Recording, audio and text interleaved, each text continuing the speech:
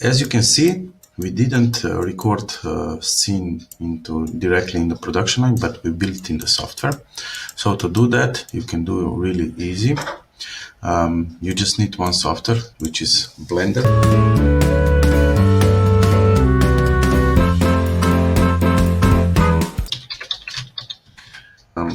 It's good that it's free and it's open source, so everybody can just download it and use it.